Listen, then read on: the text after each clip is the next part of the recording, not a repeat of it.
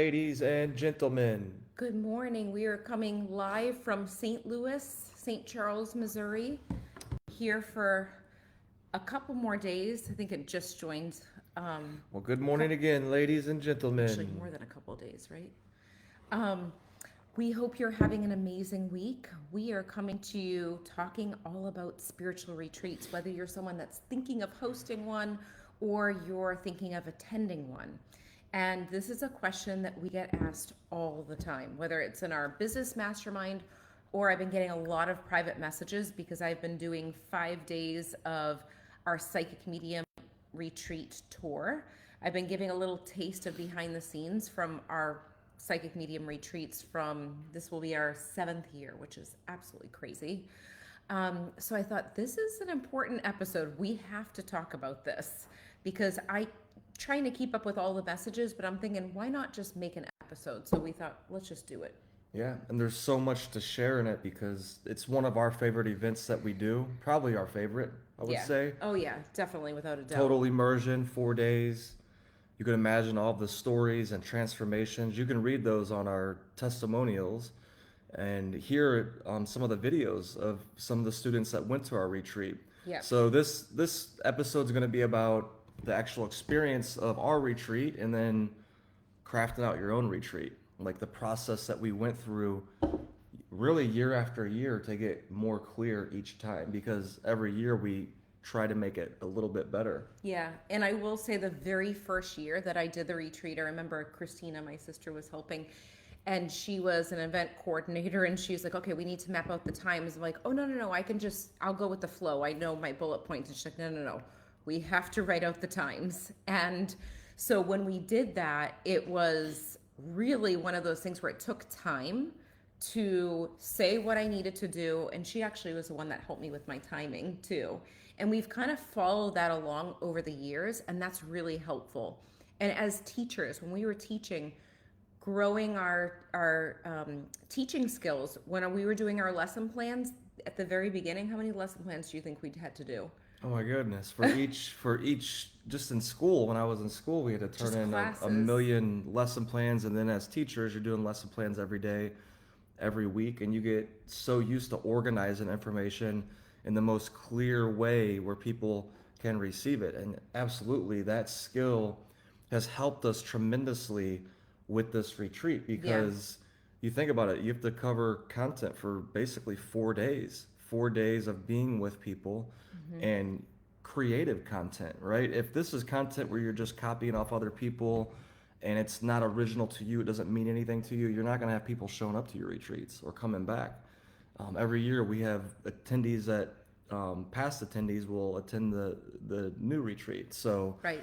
and it says something about it. It's because we put so much time and energy into the structure, into being creative, into tuning into our clients' energy and their pains and their dreams, and really using that to create lessons that flow throughout the day that lead to transformation. Yeah, and one of the things that I will say is with a retreat, when you are so there are different retreats, and we haven't hosted a retreat at a retreat center yet. I'm sure in the future that's something that we'll do. But when you're getting a retreat house, that's very unique to you as the leader and your students. So I've been receiving tons of messages over the years on, can you tell me what your retreat house is? Where is it? I want to do a spiritual retreat. The one thing that I will say is what I feel strongly about is when you are leading a retreat, this is a unique experience for you and your people. So you have to do the research to feel what feels right to you. Some people love the mountains, they want to take their group to the mountains. So go and do the research. Some people want to go out of the country. Go and do the research. Don't just gravitate to what looks good on the outside, because there's so much that goes behind the scenes with these things when it comes to choosing a place and then what you're looking for. You know, you have your own brand, you have your own style, you have your own exercises. Everything that we've done to create the space that we have is specifically because of the exercises. It's specifically because of, I would say, like the rituals, really, like the sacredness of it. There's so many pieces to it. So my wish for anyone that's thinking of hosting a retreat is don't go the easy way. Really fine tune, what does it feel like in my heart? Like, where am I feeling guided? There's so many places around the world that you can look at. And I would really think about that too, and maybe feel into it, not even think about it, feel into it. Yeah, and if you can travel there, so Yes. travel to all these different places. Think about the spots that you've already traveled to, and think like, what was the most magical feeling that I had? Where was I at? And that could lead you to it. You could also, with Definitely. virtual reality, right? You can go there, put on that headset, and you could. It's like you're at different locations too. So if you can't travel there right now, do that and just really. And you're probably thinking like, oh, this is a lot of time and energy and money putting into these things, and it is It's worth because it. it's special. Because think about it, when you set up a retreat, you have people coming from all over the United States, from all over the world, Yeah. different countries, different cities. It's a big deal. People are paying money to be there, flights, their time and energy. Many of these people have kids, right, that they're leaving behind or animals. And that's really, it's a sacrifice in one way. So you want to make it worth their while. You want Yeah. to make sure you're putting, with every little detail of this retreat, putting all of your time and energy into it. So yeah, go travel. Go Yeah. travel to that country or that city that you're pulled to and feel it out. And we've had people travel from Australia to Florida. We've had people drive from Canada to the retreat. They've brought their families. They don't bring their families to the retreat house. We don't allow that, but they will book a vacation after the retreat with their families. So their families will book an Airbnb or a hotel for the few days that the students are at the retreat, and then after they make a family trip out of it. Where else do they come from? Australia was the furthest place. Australia, Canada, All over California, all everywhere. over the US. Yeah. So there's so many different places that they're coming from. So you want to make sure that you're really putting the details in. The other thing is there's an essence that is created before the retreat attendees even come. So be open. If you're hosting a spiritual retreat, you're open to the spiritual side of things and really like getting downloads beforehand, because we get a lot of downloads before the retreat. We get a lot of downloads during the retreat, and we get downloads after the retreat Absolutely. from guides and past loved ones. Yes, because we're focused on it. So that's the one tip that I would give you is stay open, get a notebook and write it out. Sometimes we think as a human, we think like I thought that I was going to run an intuition retreat. That was my plan. And I woke up the next day and I was told, no, you're not running the intuition retreat. You're running a mediumship retreat. I remember in 2017, and I'm like, huh? I'm like, I've been having so many things come up that I want to do about intuition. And then I was told, no, you're not doing an intuition retreat. I hate the word pivot because it's used so much right now, but like Pivoted. I pivoted. I flowed with it. I thought, okay, I'm trusting what I'm getting. I'm trusting my intuition. Teach about intuition. I trust about my intuition. I've taught mediumship. I can do it. I thought intuition was going to be first and then mediumship was going to be later. And looking back on it, I know it had to do with fear of, am I ready to do a mediumship retreat? Maybe I should get the intuition retreat going, and then those people would want to do the mediumship retreat after. Yeah, and that's a huge part of this process too. Is fear is going to come up Yes. inside of you because you're thinking like, who am I to run this retreat, or who am I? And then sometimes you will pick your ideas from that fear. Definitely. So it's like tuning in to your intuition, tuning into what is calling you, right? What creativity is coming out of you. Yeah. And I think that's a big factor here. And fear will often lead us to what Lindsay said at the beginning of this, just looking on the outside and seeing, oh, they're doing it this way, they're doing it that way, so And it can stifle your let me creativity. let me do it that way, right? And then all of a sudden you're creating something that somebody else created, and then you show up to your own retreat, you run it, and it just doesn't have that pop to it. So you got to think a about feeling. in advance too. Like sometimes, like I've come across clients where I'm talking with them and they want to do a retreat, they want to do speaking, they want to do all of these things, and it becomes very clear to me that they're not ready to run a retreat yet because they never even ran an online program, like a masterclass one night or an in-person. And like Lindsay said, we're teachers. We have thousands of hours teaching. We've ran all kinds of in-person, online. And I'm not saying like there's a certain thing you got to do before you run a retreat, but just check in with yourself. Think about like, Yeah. Am I moving like 10 steps ahead to where I could just slow down things? I could set up like a one night class or a 1 day class and really start to build out my skills, because one of the biggest things that's required throughout a retreat that I've realized is holding that energetic space, Yeah. is having your nervous system strong enough to where you can hold that space to where you can maintain. And yeah, I can look back over the last 7 years. Every year, my nervous system got stronger. I've been able to hold more and more space. So yeah, as you do this, you're going to build it that way.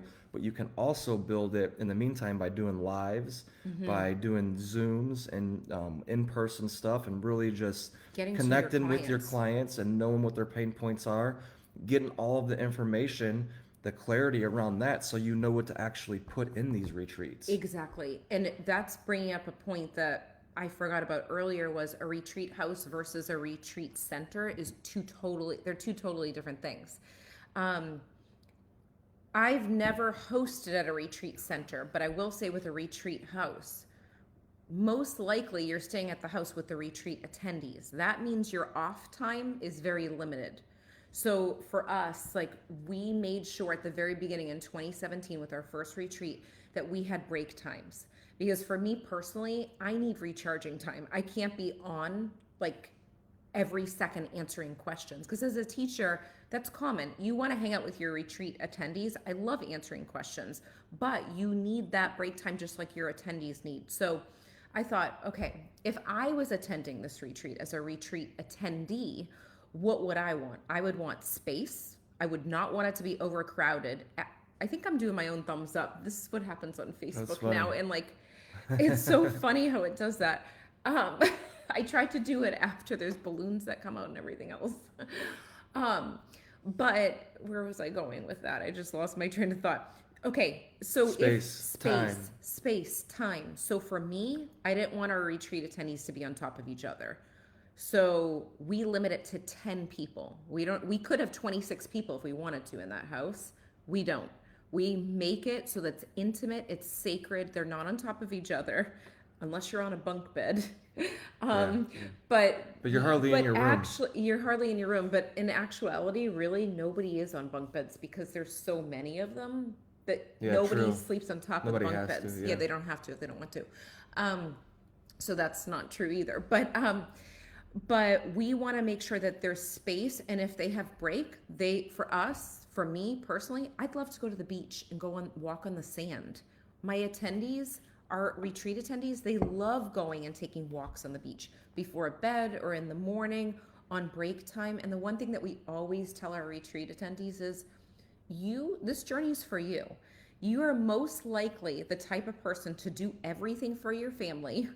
You want to help every one of your clients, but this is your time. You're going to be treated like royalty. You don't even need to make your bed if you don't want to. You just show up downstairs. You have a beautiful meal cooked for you by a private chef, all organic food that's healthy, recharging, goes with the exercises that we do. And when you want your break, you don't need to ask permission. You have 4 of them built in, but you can always take a break. You can always choose to do that. And for them to have the space to show up and not have to that is really powerful, because you're not drained by the end of the retreat. You're recharged. Yeah, because you would think, wait, I'm going to spend 4 days with people. I'm with them pretty much all day long. Wow, I'm an empath. I'm going to be drained. We've never had that experience from people. Everybody that leaves a retreat, Yeah. including myself, I'm an empath. It's the same thing, recharged, because Yeah. it's the way that we have it set up. Because like Lindsay said, at a retreat center, there's going to be breaks. You're naturally staying in other, different rooms. And this is just one big, huge mansion on the beach that we're all in. Lots of space, Yeah. lots of time and energy that we put in between the classes too, like Lindsay said. And I go And into what were you gonna I say? was gonna say, and Tony doesn't sleep there. Like, Tony leaves in the morning, comes back early in the morning when everyone wakes up, and leaves at night. And I like that because it's a women's retreat Yes, too. just Um, for so everybody feels comfortable and everything's good that way. yeah, even though they always say Tony can stay there, but that's something that we decided. Like, that's just what it is. You have to think about what feels right for you. Yeah. Like, really think about those details. Yeah, and going to like one of the biggest points is who's showing up at your retreat. Yeah. And that's huge because our Definitely. retreats are amazing every year. Not just because we're amazing. No, I'm just kidding. But it's not just because us, for real. It's The because of the people. people, like it's the collective energy, right? If you Yeah. have one bad apple in a bunch, right? You heard that before, it goes stale. So you really need to figure out like who do you want to show up at your retreat? A thing that we use is you must be a past student of ours Yeah. in one of our programs. We have several programs we run throughout the year, and you must be a past student of ours because we know that we've already connected with you. We know your energy. We know your intention. So we don't just allow anybody to come to this retreat. Right. And it's something to think about for your retreats, a filtering system, Mm-hmm. because it's the people, Yeah. it's the process. The process is huge, right? We're teachers, we organize, we set it up. We've been getting better at this process every single year. But without the people, right? Without those quality people, open hearts, ready, like on the same Know the team, learning styles too. You right? know, And then you get the to learn teaching styles. I mean, exactly. You get to learn all of like how the students learn too, right? Because you work right. with them in that way, and it's just a power. It's just something you really need to think about. It's huge. Like with any program you run, any part of your business, you want to have your ideal client, especially for a retreat. You're going to be with them for 4 days straight, or three Exactly. days, or And I whatever your think that's retreat is. important too. Like one of the things that I always tell them, like if you're someone that's listening and you're like, I've always wanted to go to the psychic medium retreat, but I'm not a student yet. I always say join the self-study programs that we have, get used to our teaching style. We'll True. make sure that we get on the phone with you. Like we actually just had someone sign up probably a week ago, and she was on our master class, our what was that class? It was the intention class for New Year's Oh Eve. yes, And she yes. wanted to join the mediumship program. So I talked to her for like 30 minutes. We spoke, we figured out like she is the perfect fit for the retreat. She wants the retreat. She signed up for the self study program. She's doing the class before she gets to the retreat. So if that's something that you're interested in, we could have a conversation, but we want to make sure that we get to know you before. And I love it because even though some of my students, like maybe our students have been with us, it could have been like 7 years ago, and they're finally joining the retreat and they did not practice mediumship or our business mastermind in the same cohort, they get to know each other in person, and there's some sort of similarity that happens when they meet each other. There's like a certain vibe with our students. They meet each other and they feel like it's family even though they never met online. Half of them seem to be ex-teachers. Yeah, We've seen yeah, another some pattern where they own horses. that's true. Another pattern Actually, our where students, they we're animal do. healers. There's a lot of animal healers, which that makes sense. Yeah. That's not Who surprising at else is all. there? I know there. It's funny to look back at the similarities, or someone in the caring fields of like nursing or something like that. Yeah, and There's so many it different goes to things. your intention, right? Because like the more clear you are, you'll notice like everybody that comes to your events, you're like, whoa, there's like a huge connection here. Yeah. And it comes back to your intention, your clarity on who you want to come to your events, your clarity in your messaging, like in your podcasts and your marketing, Yes. and your filtering systems, all of that. So everything matters. There's a lot of working pieces here. And it's just like, I would say to be patient with yourself. Be patient with yourself, stay consistent. If you're somebody that you're watching this, you want to run a retreat, or maybe you just want to attend a retreat, but say you want to run it, it's worth dedicating time to, right? This is something you could do every single year. Malcolm Gladwell says it takes 10,000 hours, Yeah. 10 years to become a master at anything. So look at it like that. Like look at yourself the next 10 years. I'm dedicating to mastering this retreat process. Also, if you're attending a retreat or you're hosting, thinking about some people like to actually leave the retreat space, or everyone stays at their own hotel or retreat center, or even a retreat house, but they're about doing tours. So they might go and explore, waterfalls, or they might explore, I'm thinking of Costa Rica, that's a lot of that type of thing. Or they go and they take a yoga class, or they do different things, and they want to explore the village. So figure out like what feels right to me when I'm hosting and am I attending? Am I someone that wants to be on my feet and I want to go and explore? Or is that something that I like to do in my own time and not during a retreat? Do I want the retreat process to be like this is a sacred space in one spot? and not leave the house. For us personally, with this specific retreat, the psychic medium retreat, we don't leave the house. The only time you leave the house is if you're going on the beach on the sand. You're going We in the lock you ocean. in. You go in the ocean water or you go in the pool. Everything's there. The private chef is there. The teachers, we are there. The students are there. And you don't feel trapped because there's so much space and nature is right there. So it's like, it's so healing because you don't need to see the outside world. The only time we probably see the outside world is if you're walking on the beach and you see a person. But we joke around when we leave that retreat, we're like, we feel like we're in culture shock. And everyone always comments after saying it was so interesting being at the airport or being back at home after the retreat because you've been in this healing, spiritual, full immersion bubble that's catapulted learning in such a short amount of time because we have that sacred space that it happens even faster because you're not connected to the outside world. You're not leaking your energy out in different places trying to help people. You're right there and you're having your own journey while you're practicing psychic mediumship. So something to think about when you're creating and when you're attending.